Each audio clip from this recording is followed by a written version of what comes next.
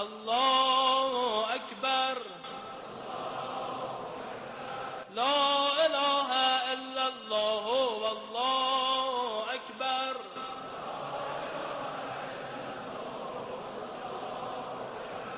الله أكبر ولله الحمد الحمد لله على ما هدانا وله الشكر على ما أولانا الله أكبر الله أكبر رب اعوذ بک من همزات الشیاطین واعوذ بک رب ان یحضرون بسم اللہ الرحمن الرحیم الحمد للہ وسلام علی عبادہ الذین اصطفیٰ ولعنۃ الدائمۃ الباقیۃ علی اعدائہم اجمعین من الآن الی قیام یوم الدین اما بعد فقط اوصیکم ونفسی بتقوی اللہ وقال علی بن ابی طالب علیہم الصلاۃ والسلام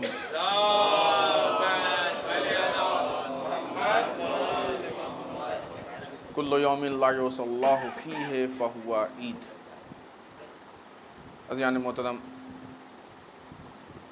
عید مبارک سعید فطر کی مبارکباد آپ سب کی خدمت میں پیش کرتے ہیں، اور اپنے اور آپ سب کی طرف سے تمام علماء، مراجع، ولی فقیہ اور بالخصوص اپنے وقت کے امام وارث برحق امام زمانہ کی خدمت میں پیش کرتے ہیں۔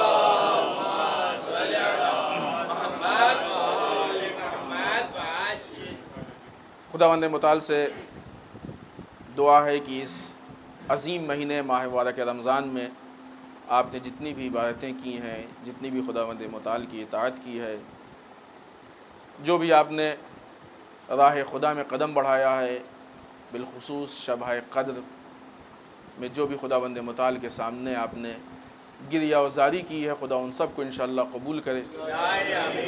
جو بھی آپ نے دعائیں کی ہیں، ساری جائز حاجات پورے ہوں، خدا آپ کو اس عظیم مقام تک پہنچائے کہ جو ماہ مبارک رمضان کا صحیح اور واقعی مقصد تھا۔ عزیزوں، ہم نے مولا کائنات حضرت علی بن ابی طالب علیہ السلام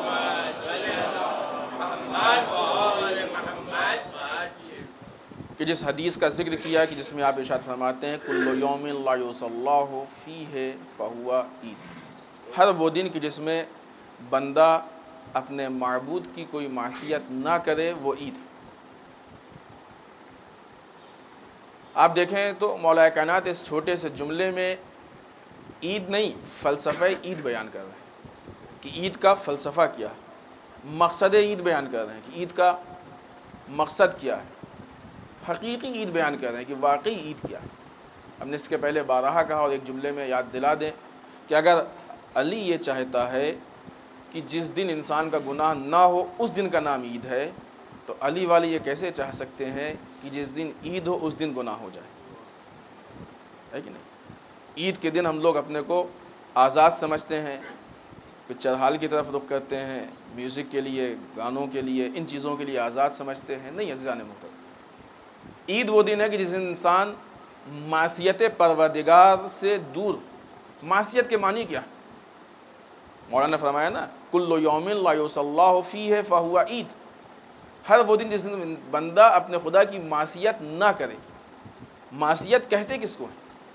اگر آپ لغات میں دیکھیں تو معصیت کہتے ہیں مخالفت کرنے کو، معصیت کہتے ہیں نافرمانی کو، حتیٰ کہ اہل لغت نے معصیت کے معنی دشمنی کے معنی بیان کیے۔ معصیت یعنی دشمنی، اللہ کی معصیت یعنی اللہ کی نافرمانی، اللہ کی معصیت یعنی اللہ کی مخالفت، اور اللہ کی معصیت یعنی نعوذ باللہ استغفر اللہ اللہ کی دشمنی۔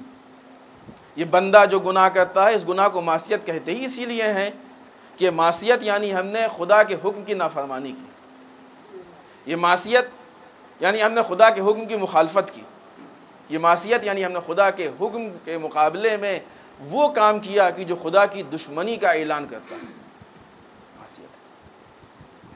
اب اگر بندہ اپنے آپ کو ان تمام معصیت سے بچا لے، یہ بندے کے لیے بہت بڑی خوشی ہے، اور مولا کائنات کی نگاہ میں اتنی بڑی خوشی ہے کہ اس خوشی کو مولا عید کہتے ہیں۔ اب اگر اس نگاہ سے دیکھیے آپ، تو بندے کی کامیابی کا راز کس میں ہے؟ بندے کی کامیابی کا راز اس میں ہے کہ بندہ اپنے آپ کو ویسا بنا لے جیسا خدا چاہتا ہے۔ خداوند متعال میں قرآن مجید میں کیا بتایا بندے کو؟ وَمَا خَلَقْتُ الْجِنَّ وَالْإِنسَ إِلَّا لِيَعْبُدُونِ، ہم نے جنات و انسان کو اس لیے پیدا کیا کہ وہ ہماری عبادت کریں۔ کیا مطلب؟ کہ جو حکم خدا دے رہا ہے اس پہ عمل کریں، اور جس چیز سے روکنے کا حکم دے رہا ہے اس سے اپنے آپ کو دور رکھیں۔ حکم پروردگار پہ اتنا عمل کر لے، یہ بندے کی عبادت ہے، یہی بندے کی کامیابی ہے۔ یعنی یہ وہ چیز ہے کہ جو انسان کو معصیت سے روکتی ہے۔ اگر کوئی خدا کے حکم پہ عمل نہیں کر رہا، جن چیزوں سے خدا روک رہا ہے اس سے اپنے آپ کو نہیں روک رہا ہے، تو یہ معصیت کار ہے، گنہگار ہے۔ اور اگر یہی بندہ اپنے آپ کو گناہ سے بچا لے تو یہی اس کی زندگی کی کامیابی کا دن ہے۔ لہٰذا عید وہ دن ہے کہ جو دن انسان کی کامیابی کا دن ہے، انسان کی پاکیزگی کا دن۔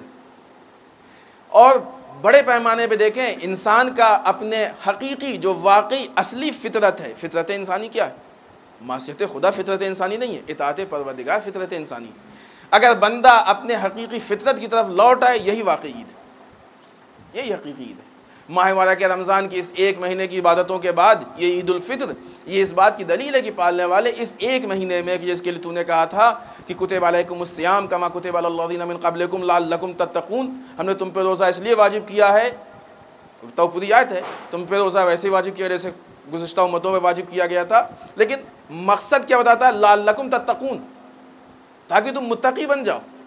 یعنی خدا ایک مہینے میں پریکٹس کرا کہ ہم کو اپنی بارگاہ میں واپس لینا چاہتا ہے، اس کامیابی کی طرف، پاکیزگی کی طرف لینا چاہتا ہے، اس حقیقت کی طرف، اس واقعی فطرت کی طرف لینا چاہتا ہے۔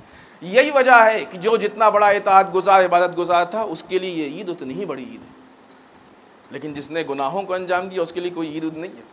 چکر میں عید نئے کپڑوں کے پہن لینے کا نام نہیں ہے، عید کسی میٹھے کے کھا لینے کا نام نہیں ہے، عید کسی کے گلے مل لینے کا نام صرف نہیں ہے۔ فلسفہ عید کی بنیاد پہ عید ہے، انسان اپنے کو اس لائق بنا لے کہ عید منا سکے، یہی اس کی عید ہے۔ اپنے کو گناہوں سے دور کر لے، اپنے کو اطاعت سے نزدیک کر لے۔ اب سمجھ میں آیا کہ اسلام نے کیوں غدیر کی عید کو عید اکبر کہا ہے۔ عید اکبر کیوں کہا ہے؟ اس لیے کہ یہاں پہ حکم دیا گیا ہے، یہاں پہ اس کو اطاعتوں کی طرف بلایا گیا ہے، معصیت سے روکا گیا ہے۔ غدیر اس عید کا نام ہے جہاں پہ ولایت ہم کو دی گئی۔ ولایت کا مطلب کیا ہوتا ہے؟ ہمارے نفس پہ ہمارے ولی کا کنٹرول، اپنے نفس کو ہم اپنے ولی کے حوالے کر دیں، جیسا ہمارا ولی چاہے گا ویسا کریں گے۔ ولی کون ہے؟ ولی وہ ہے کہ جس کا نفس خدا نے خریدا، یعنی ہم اپنا نفس اس کے حوالے کریں کہ جس کا نفس خدا کے حوالے۔ جب انسان کا نفس اپنے ولی کے حوالے ہو جائے گا، جب انسان کا نفس علی کے حوالے ہو جائے گا، اپنے وقت کے امام کے حوالے ہو جائے گا، تو یہ کیسے ممکن ہے کہ ہمارا نفس امام کے ہاتھ میں ہو اور ہم گنہگار ہو سکتا ہے؟ یعنی یہ وہ جگہ ہے کہ اگر انسان ولایت کو مکمل طریقے سے ایکسیپٹ کر لے تو انسان گناہوں کے نزدیک جا ہی نہیں سکتا ہے۔ اسی لیے یہ عید اکبر، اسی لیے اسلام کی سب سے بڑی عید ہے کہ یہ وہ جگہ ہے کہ جہاں پہ اگر واقعی انسان عمل کر لے، اب جتنے پرسنٹ انسان کا نفس ولایت کے حوالے ہے اور جتنے پرسنٹ انسان کا نفس خدا کے حوالے ہے، اتنے ہی پرسنٹ وہ کامیاب ہے۔ یہی اس کی پاکیزگی ہے اور یہی اس کی حقیقی فطرت ہے اور یہی اس کی عید ہے۔ اب جب انسان اس مقام پہ پہنچ گیا تو اس کو عید کے لیے انتظار نہیں کرنا پڑے گا۔ ہر دن مولا کیا فرماتے ہیں؟ کل یومن، ہر وہ دن لا یعصی اللہ فیہ، کہ جس دن میں انسان خدا کی معصیت نہ کرے، فہو عید، وہ اس کے لیے عید۔ تو ہم تو اپنے لیے روز عید منا سکتے ہیں۔ معلوم یہ ہوا کہ دو عیدیں ہوتی ہیں، ایک ظاہری عید ہوتی ہے، ایک باطنی عید ہوتی ہے۔ ظاہری عید جسم کو اوپر سے سجا لینے سے ہوتی ہے، باطنی عید کردار کو سجانے سے ہوتی ہے، لیکن ظاہری عید ڈیپینڈ ہوتی ہے باطنی عید پہ۔ جب تک انسان کا کردار سجا ہوا نہ ہو، یہ اوپر کتنے ہی انسان سجا لے، ایک انسان کے جسم گندا ہے، کیچڑ لگا ہے، بدبو آ رہی ہے، کتنا اچھا کپڑا اوپر سے پہن لے وہ بدبو آئے گی۔ لہٰذا انسان پہلے اپنے آپ کو کردار کی غلاظتوں سے پاک کر لے، پھر اس کے بعد یہ ظاہری عید منائے۔ پھر یہ ظاہری عید وہ عید ہے کہ انسان کو اس کمال کی طرف لے جائے گی کہ جو حقیقی کمال ہے۔ عزیزان محترم، اگر اس ایک مہینے میں ہم نے تقوی کی پریکٹس کر کے اپنے آپ کو اس لائق بنا لیا کہ حکم خدا کے مطابق اپنے نفس کو موڑ سکیں تو ہمارے لیے آسانی ہوگی کہ ہم غدیر کی عید کو منا سکیں۔ کیوں؟ کہ اس لیے کہ اب ہمارا نفس ادھر جائے گا جدھر علی چاہتے ہیں، اور علی ادھر لے جائیں گے جدھر خدا چاہتا ہے، یعنی حقیقی ولایت کو ہم قبول کر لیں گے۔ بسم اللہ الرحمن الرحیم، انا اعطیناک الکوثر فصل لربک وانحر ان شانئک هو الابتر۔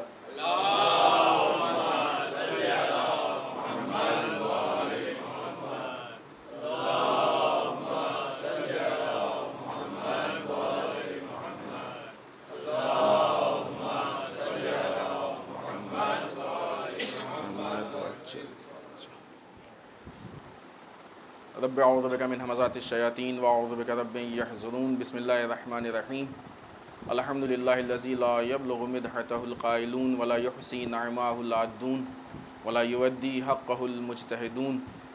اللہم صل وسلم علی صاحب الدعوۃ النبویہ۔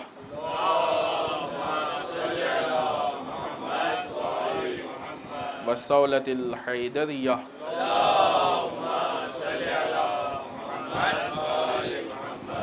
والعصمت فاطمیہ۔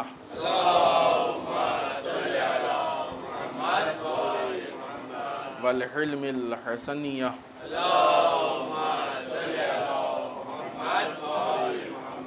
والشجاعت الحسینیہ۔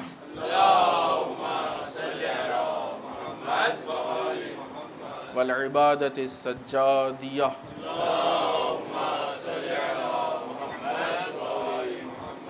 والآثار الباقریہ۔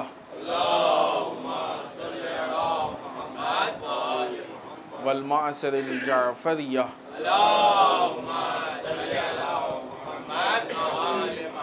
والعلوم القاظمیہ۔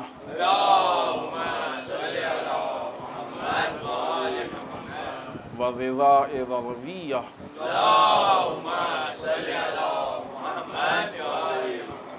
والجود التقویہ۔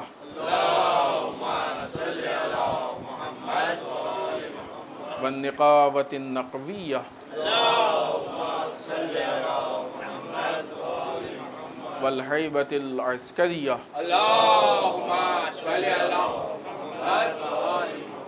والغیبۃ الہیہ۔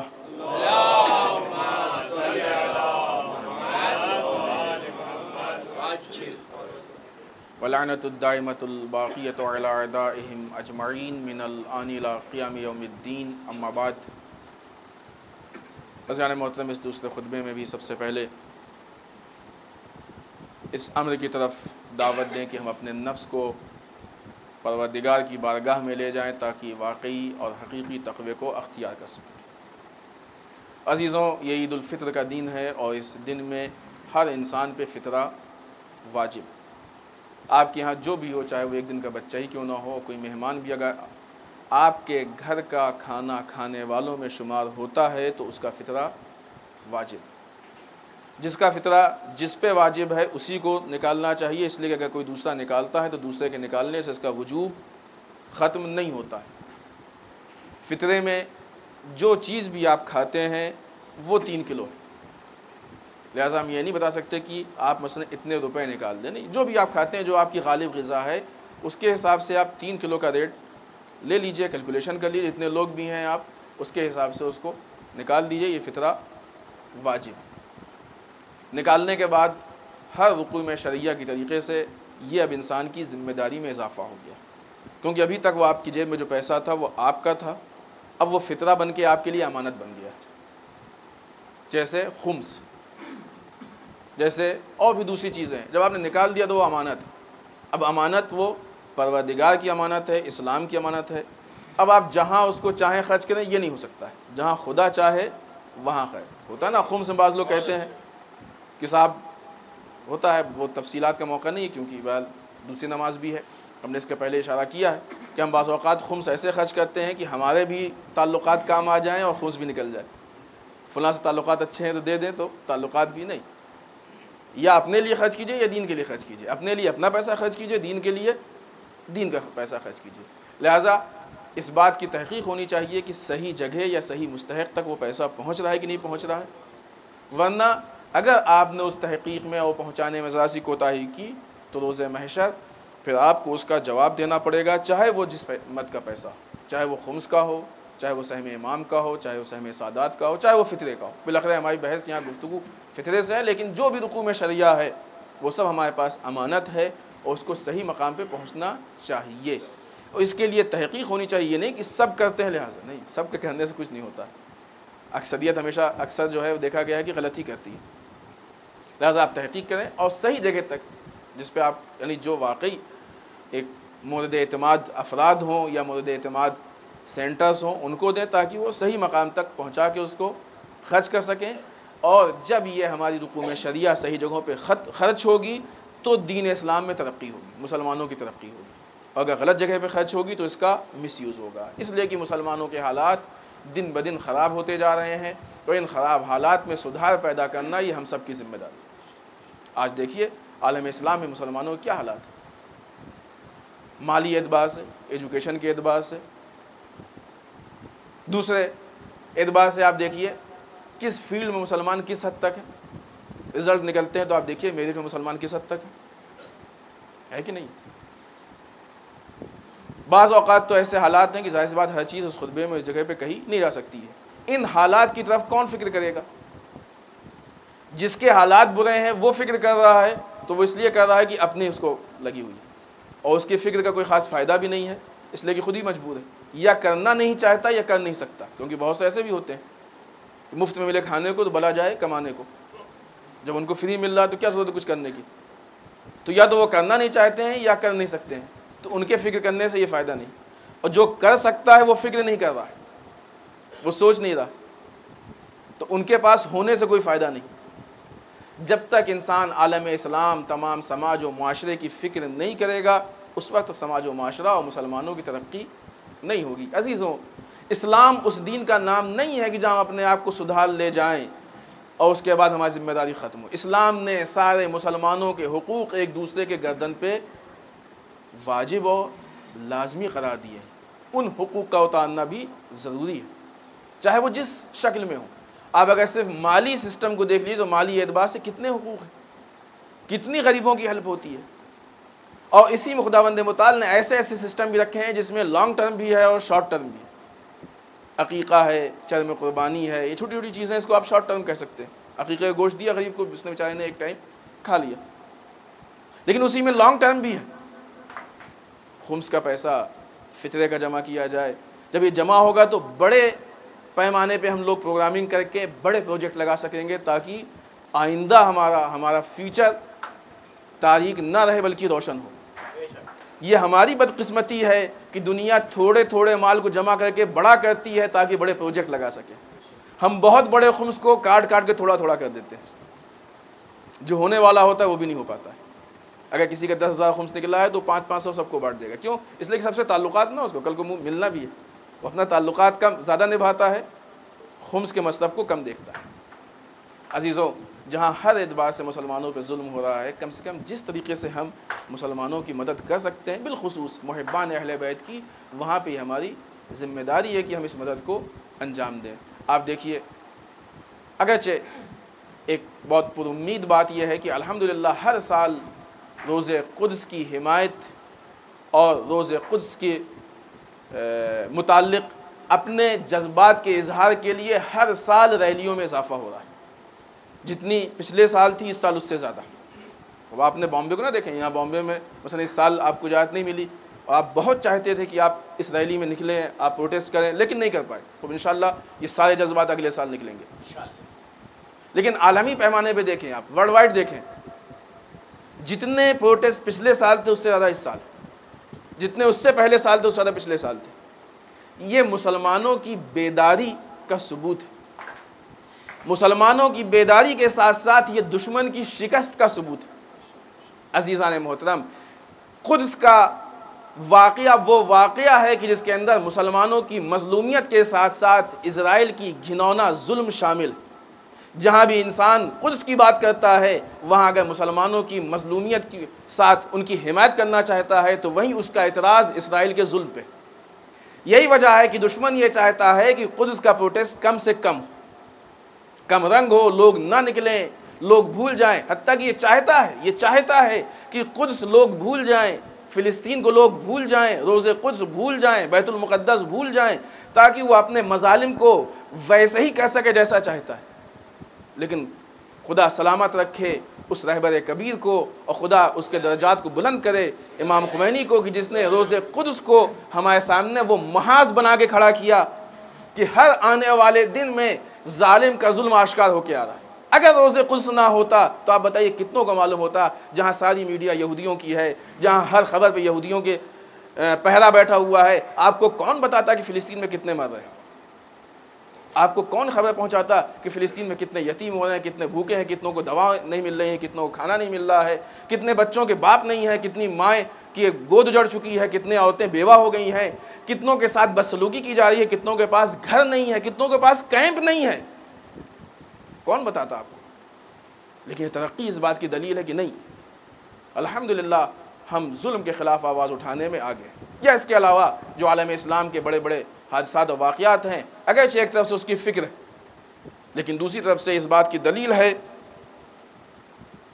کہ یہ سارے حادثات و واقعات اس بات کی طرف اشارہ کر رہے ہیں کہ ہماری نگاہیں کھل رہی ہیں، ہماری فکریں روشن ہو رہی ہیں، ہم ترقی کی طرف جا رہے ہیں، ہم فلاح و بہبود کی طرف جا رہے ہیں۔ لیکن یہ چیزیں اس بات کی دلیل نہیں ہے کہ ہم مطمئن ہو کے بیٹھ جائیں، اس لیے کہ دنیا ظلم و جور سے بھری ہوئی۔ عزیزان محترم، یہ عید کی خوشی بہت بڑی خوشی ہے، لیکن عید کی خوشی شخص کی خوشی نہیں ہے، قوم کی خوشی ہے۔ آپ ہم کو انصاف سے بتائیے کہ ایک آدمی کہیں پہ تنہا رہتا ہو جنگل میں، وہ کیسے عید منائے گا؟ کیا عید منائے گا؟ عید کا مطلب کیا ہوتا ہے؟ ایک دوسرے کے گلے ملیں، مبارکباد دیں، ٹھیک ہے، نماز پڑھ لی، نماز کے حد تک عید ہوگی، تنہا اس نے پڑھ لی فرادہ۔ خوب اس کے بعد کیا کرتے ہیں آپ لوگ دن بھر؟ ایک دوسرے سے ملاقات ہوتی ہے، گلے ملتے ہیں۔ جہاں بیچارہ تنہا آدمی ہے وہ کس سے گلے ملے گا، کس کے یہاں جائے گا، کس کو بلائے گا، کس کو مبارکباد، کس کے ساتھ؟ ہر خوشی کے لیے ضروری ہے کہ کوئی ملے تاکہ خوشی دگنی ہو، چار ملے چوگنی ہو، زیادہ ملے بے انتہا ہو جائے، ہے کہ نہیں؟ جہاں پہ ہمارے اکثر بھائی جن کے پاس آج کھانے کو نہیں ہے، جن کے پاس دوائیں نہیں ہیں، وہاں دوسری طرف بیٹھ کے ہم عید کی خوشی اتنے بڑے پیمانے پہ ان کو بھول کے، خب یہ تو نہیں ہو سکتا کہ آپ عید کی خوشی نہ منائیں، معلوم ہے ممکن نہیں، لیکن کم سے کم ان کو بھول کے نہ منائیں۔ آپ کے لیے اتنی آسانی سے مٹھائی اور سیوائیں اویلیبل نہیں جتنی آسانی سے ان کے لیے موت اویلیبل، اتنی آسانی سے آپ گھر میں پھل اور سبزی نہیں کاٹتے جتنی آسانی سے ان کے گلے کاٹے جا رہے ہیں۔ ویسے مقام پہ ہماری خوشی، اور ایسی خوشی کی جو بے فکر خوشی ہو، یہ انسانیت پہ ہمارے حرف آتا ہے، انسانیت پہ سوال اٹھتا ہے، کیا ہم میں انسانیت بھی ہے کہ نہیں ہے؟ مسلمان ہونا تو الگ بات، اس لیے کہ اسلام نے کب کہا ہے؟ اسلام تو کہتا ہے کہ ہمیشہ ظلم کے مقابلے میں جمع ہو جاؤ۔ اچھا عجیب بات ہے، اگر ہم یہ کہیں کہ ظلم کے مقابلے میں جمع ہو جاؤ، سب کہتے ہیں صحیح کہہ رہے ہیں، اگر ہم یہ کہیں کہ ظلم کے مقابلے میں متحد ہو جاؤ، کہتے ہیں نہیں صاحب، اتحاد نہیں، لفظ اتحاد سے الرجی۔ اگرچہ ابھی آپ نے 9 مرتبہ قنوت میں کیا پڑھا؟ جعلتہ للمسلمین عیدا، یہ دن کیا ہے؟ مسلمانوں کے لیے عید ہے، یہ دن مسلمانوں کے لیے عید ہے۔ قنوت کہاں کا ہے؟ یہ اپنی روایات سے تو ہے۔ اگر یہ دن مسلمانوں کے لیے عید ہے اور سارے مسلمان مل کے عید منائیں گے تو کیا مسلمان ایک دوسرے کے گلے نہیں ملے گا؟ اب اتحاد کس کو کہتے ہیں؟ اتحاد اس کے علاوہ کس کا نام ہے؟ اگر مسلمان ایک دوسرے سے گلے مل رہا ہے، یہی گلے ملنے کا نام اتحاد ہے، اور اگر کوئی ایسے گلے مل رہا ہے کہ گلے ملے اور دل میں کچھ اور ہو، اس کا نام نفاق ہے۔ اگر ہم گلے مل رہے ہیں اور دل میں کچھ اور، اس کا نام نفاق ہے۔ عزیزان محترم، اتحاد عالم اسلام کی ضرورت کا نام ہے، اس حقیقت کا نام ہے کہ جو قرآن سے بھی ثابت ہے، روایت سے بھی ثابت ہے، دعاؤں سے بھی ثابت ہے، قدم قدم پہ ثابت ہے، اسلام کے ایک ایک فعل سے ثابت ہے، اس لیے کہ یہ سیرت ائمہ میں بھی ہے، سیرت انبیاء میں بھی ہے۔ ضرورت ہے، جب تک مسلمان متحد نہیں ہوگا، ظالمین مسلمانوں کو اپنا شکار بناتے رہیں گے۔ جس دن مسلمان متحد ہو جائے گا، ہم ظالم کے ظلم سے اپنے آپ کو بچانے میں کامیاب ہو جائیں گے۔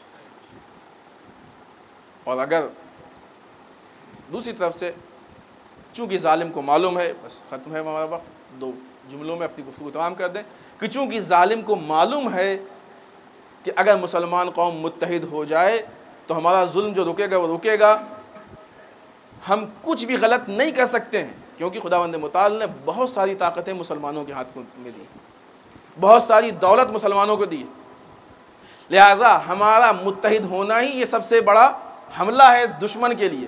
اسی لیے دشمن نہیں چاہتا کہ ہم متحد ہوں۔ ہمارے اختلاف کی بات جہاں سے جنم لیتی ہے اس جگہ کا نام اسرائیل ہے، ہمارے اختلاف کی بات جہاں سے جنم لیتی ہے اس جگہ کا نام امریکہ ہے۔ یہ امریکہ کا مقصد ہے کہ مسلمان متحد نہ ہوں، یہ اسرائیل کا مقصد ہے مسلمان متحد نہ ہوں، اس لیے کہ کچھ فلسطینیوں کو مار لینا اس کے لیے بہت آسان ہے، پوری دنیا کے مسلمانوں سے لڑنا بہت مشکل ہے۔ وہ یہ چاہتا ہے کہ مسلمان لڑتے رہیں تاکہ ہم فلسطینیوں کو مارتے رہیں، وہ چاہتا ہے کہ مسلمان لڑتے رہیں تاکہ مثلا بحرین میں ظلم ہوتا رہے، تاکہ عراق میں ظلم ہوتا رہے، افغانستان میں ظلم ہوتا رہے، یہ بڑھتے بڑھتے آپ پہ بھی ہوگا، ہم سب پہ ہوگا۔ کیوں؟ جب ہم لڑے رہیں گے تو ہر ایک کو الگ الگ پکڑ کے مارے گا، لیکن اگر مسلمان متحد ہو جائے گا تو مسلمان خود اتنی بڑی طاقت ہوگا کہ اب کوئی سامنے سے آنے کی ہمت نہیں کر سکے گا۔ آئیے بارگاہ پروردگار میں دعا کرتے ہیں، پالنے والے ہم سب کو متحد و متفق زندگی گزارنے کی توفیق عنایت فرمائے۔ بار الہ ہم سب کو اعمال صالحہ کی توفیق عنایت فرمائے۔ بار الہ اعمال قبیحہ سے محفوظ رکھ۔ بار الہ ہمارے گناہوں کو بخش دے۔ بار الہ ہمارے مرحومین کو بخش دے۔ پالنے والے اسلام و مسلمین کی حفاظت فرما۔ بار الہ دشمنان اسلام کو نیست و نابود کر دے۔ بار الہ جو بیمار انہیں شفاء کامل و عاجل عنایت فرما۔ بار الہ جو پریشان حال ان کی پریشانیوں کو دور فرما۔ بار الہ جو لاولد ان کو اولاد صالح عنایت فرما۔ بار الہ جن کی شادیوں و مشکلات ان کے مشکلات کو حل فرما۔ بار الہ باران رحمت سے ہم کو فیضیاب فرما۔ بار الہ ہمارے علماء کا سایہ ہمارے سروں پہ باقی رکھ۔ بار الہ رہبر و مراجع کو طول عمر عنایت فرما۔ بار الہ امام کی ظہور میں تعجیل فرما، ہمیں ان کے اعوان و انصار میں شریک ہونے کی توفیق عنایت فرما۔ ربنا تقبل منا انک انت السمیع العلیم۔ بسم اللہ الرحمن الرحیم۔ قل هو اللہ احد اللہ الصمد لم یلد ولم یولد ولم یکن لہ کفوا احد۔